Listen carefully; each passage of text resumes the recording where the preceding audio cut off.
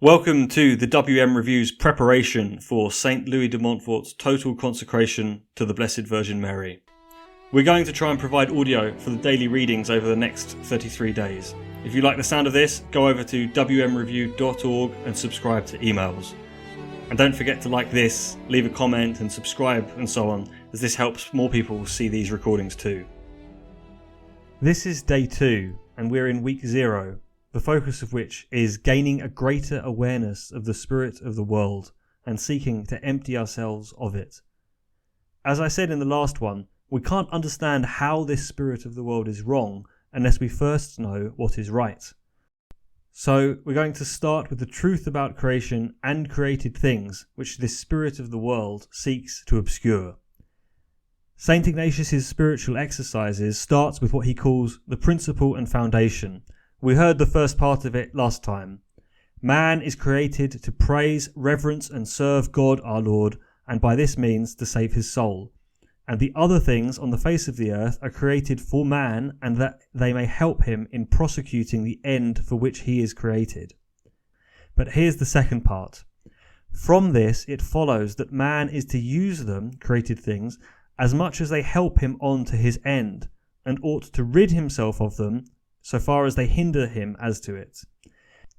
For this it is necessary to make ourselves indifferent to all created things in all that is allowed to the choice of our free will and is not prohibited to it, so that on our part we want not health rather than sickness, riches rather than poverty, honour rather than dishonour, long rather than short life, and so on in all the rest, desiring and choosing only what is most conducive for us to the end for which we are created." End quote. As with last time, I'm going to read to you Father Aloysius Ambruzzi's commentary on this. The idea is that his reflections provide us with the material to make our meditation on this subject easier and more fruitful. You can find the text and the points for the meditation in the link below. Ready? Let's go. Self-control, or the end of creatures. Our time is as the passing of a shadow. Come, therefore, and let us enjoy the good things that are present, and let us speedily use the creatures as in youth, and let not the flower of the time pass us by. Let us crown ourselves with roses before they be withered. Let no meadow escape our riot. Let none of us go without his part in luxury, and let us everywhere leave tokens of joy. For this is our portion, this is our lot. End quote. The Book of Wisdom, chapter 2. Such was in pagan times the cry of the worldly and material man, for whom, quote, the death of man and of beasts is one, and the condition of them both is equal, end quote. Ecclesiastes. And yet he could not deny his nature. The gross pleasures of the beast could not fill the void of his heart, nor could the other joys and satisfactions which life and the world afford him. In the midst of things unstable and changeable, he longed for something firm and constant. In the midst of agitation and never-ceasing anxiety, he hungered for calm and peace. In the midst of cruel and inevitable pain, he felt he was made for happiness. And in the midst of a world which is but a vast cemetery, he had intimations of eternity. Reason might have enlightened man concerning his high destiny and the proper use of the things which God has placed at his disposal. But reason had been debased and obscured. At any rate, it could never provide that brilliant and steady light which alone would enlighten man's path through the labyrinthine ways of the world, dispel all darkness and eclipse all false lights. God himself came to man's help and revealed to him his true value and his real end, and the value and use of created beings. We have no abiding place here. We are pilgrims going home. Created things, however beautiful and attractive, are not our end. They cannot satisfy the boundless longings of our hearts. They are but faint likeness of God's infinite beauty, steps of the ladder which unites earth with heaven and by which we climb to God's throne. They are our servants. Quote, "And the other things on the face of the earth are created for man's sake, in order to aid him in the prosecution of the end for which he is created." End quote. They are given to us that we may direct them and ourselves to the common Creator and Lord. We are the mind of those that cannot reason, the eye of those that cannot see, and the heart of those that cannot worship and love. We are the priests of creation, set apart to offer to God the prayer and the incense of the creatures below us. The whole earth is a temple, and our heart is an inner shrine. We are the conductors of the universal choir, singing the glory of the Creator. Right use of creatures. All created things are first means to know God, the Creator and primal cause, and His infinite perfections. Quote, "For since the creation of the world, His invisible attributes, His everlasting power and divinity, are to be discerned and contemplated through His work." End quote. Romans chapter 1. Nature, i.e. the ever-recurring spectacle of natural phenomena and still more the course of events in the church, in human society and in each individual soul, is the book written by the wisdom and the love of God. Each page, each line bears His imprint. Every created thing is a means to love God more and more. The whole meaning of life is the desire of God to take possession of man whom He has left free. As mothers invite their children to their arms with sweets and playthings, so does God attract us to Himself through His creatures, as through so many gifts of His loving heart. Quote, "I will draw them with the cords of Adam, with the bands of love." End quote. O.C. chapter 11. They are the rays along which we get to the Sun of Justice, the river that takes us back to the spring of life. To love them is not sinful. It is sinful to love them independently of God, to stop at them instead of rising from their love to the love of God. It is only the few and the strong that can renounce the tenderness of secondary loves and fly straight to the very source of love.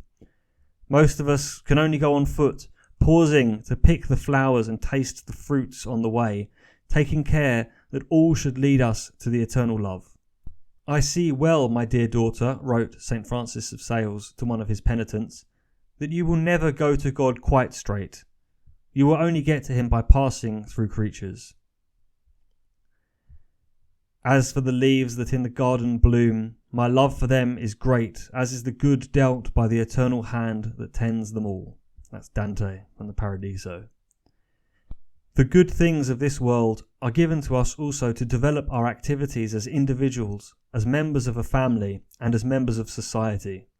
We must then take proper care of our body and of its senses, and of our soul and its faculties, and see that they reach the perfection which God requires of us. We must work for the spiritual and the material welfare of the family or of the institution to which we belong. We must not forget that we are members of a divinely instituted society, the Church, and of a large human society, the State, and that it is our duty to work for the good of both according to the means which God has placed at our disposal.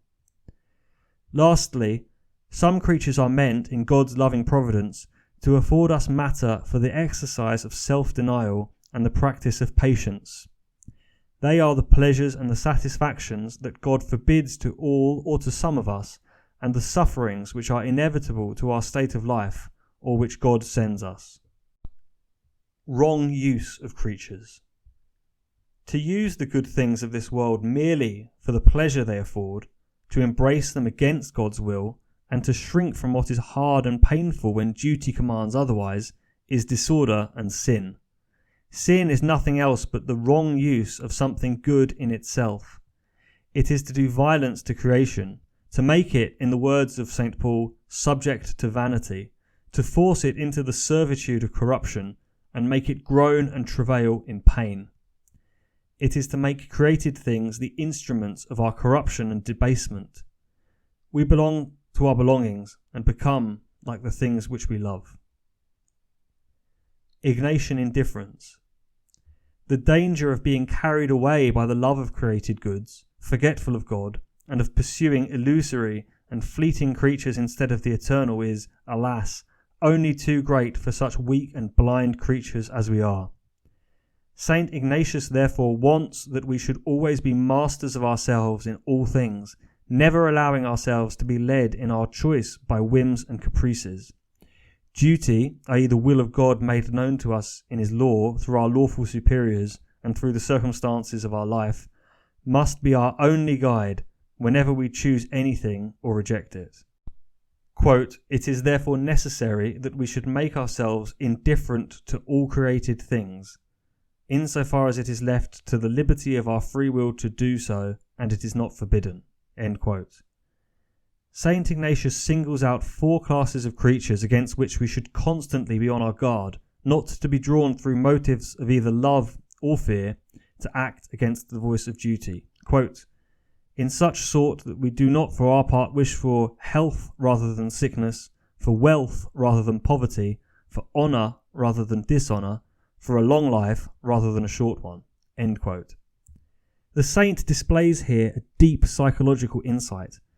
Every deviation from the path of duty is the result of our inordinate longing for honour and high places, for the good things of this world, for comforts and luxuries, for a long and happy life.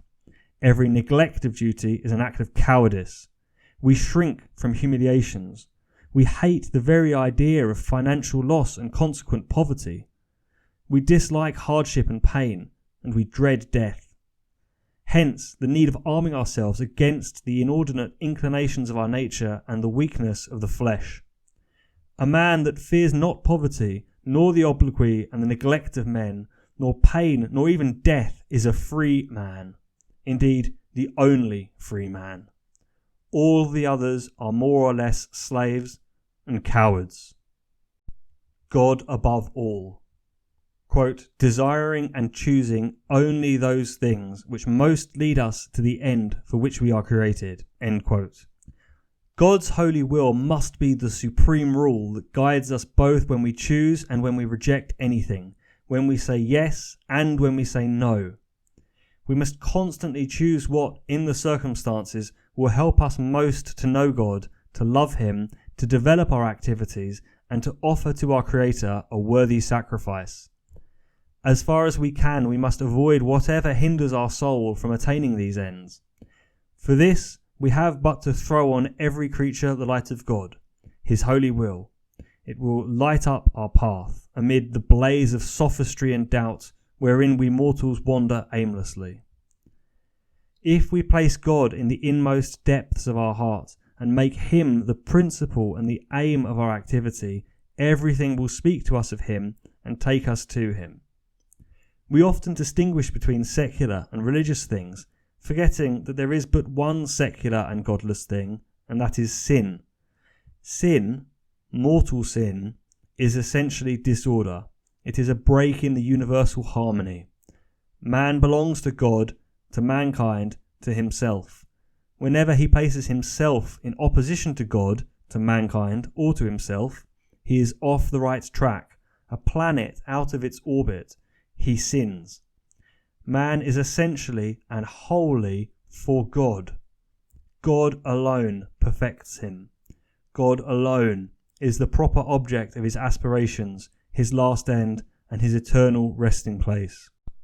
By seeking only his pleasure in created things, in opposition to God's holy will, man makes himself unfit for the eternal beauty and the eternal good, and the creatures which should have been his ladder of ascent to God become his ladder of descent into the abyss. That's the end of this section. Head over to wmreview.org or click the link in the description below for the points for meditation and more about this 33-day preparation for total consecration to the Blessed Virgin Mary according to the method of St. Louis de Montfort. And don't forget to hit like, subscribe and leave a comment, as this helps these recordings reach more people.